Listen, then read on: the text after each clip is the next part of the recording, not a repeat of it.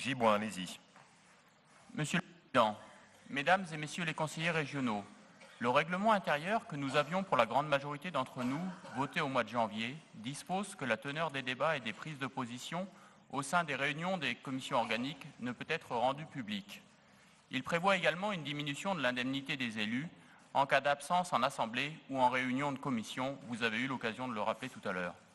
Monsieur le Président, vous venez de faire adopter cette charte éthique. Cette charte, nous n'en doutons pas, va être pour vous un bel outil de communication. Mais il serait dommage que cela ne reste qu'un outil de communication, et c'est la raison pour laquelle je vous propose de faire évoluer les 2 points du règlement intérieur que je viens de citer. En juin dernier, vous aviez déjà fait le constat que des élus communiquaient sur la base de débats et d'échanges ayant eu lieu en réunion de commission. Vous avez voulu sanctionner les élus, puis vous avez fait marche arrière. Expliquer, communiquer, cela fait pourtant partie du travail d'un élu vis-à-vis des citoyens.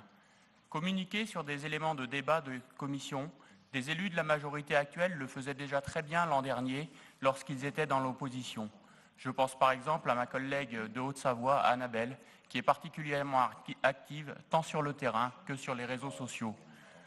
Nous représentons des tendances et des idées différentes. Nous sommes en démocratie, il est normal que cela s'exprime. En bon républicain, Monsieur le Président, vous devriez l'accepter. Toutefois, et j'en conviens, il est nécessaire que la retranscription qui soit faite soit fidèle à la nature des débats qui ont eu lieu. Afin d'assurer que cela, je vous propose, avec les élus du groupe SDEA, la première disposition qui s'appuie dans les grandes lignes sur l'article 46 du règlement intérieur de l'Assemblée nationale. Il stipule que les travaux de commission sont publics, que les comptes rendus sont diffusés et que dans la mesure où les installations techniques le permettent et que les commissaires le souhaitent, les commissions peuvent faire l'objet d'un enregistrement vidéo. Enfin, et chacun peut le comprendre, que dans le cas où le contenu impose une obligation légale de confidentialité, nous puissions, à titre exceptionnel, déroger à cette règle.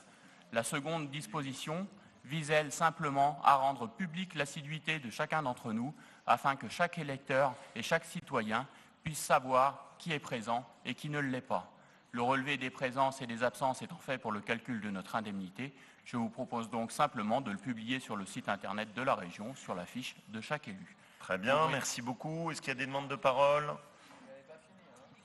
Il me reste 30 secondes, Monsieur le Président, donc je vais finir le dernier paragraphe qui me reste. Allez-y, je vous en prie, pardon, je pensais que vous aviez fini. Non, pour résumer, Monsieur le Président, mes chers collègues, voter ce vœu, c'est simplement donner plus de transparence, permettre aux citoyens et aux médias d'accéder facilement au contenu de nos travaux, aux échanges que nous pouvons avoir et au niveau d'assiduité de chacun d'entre nous.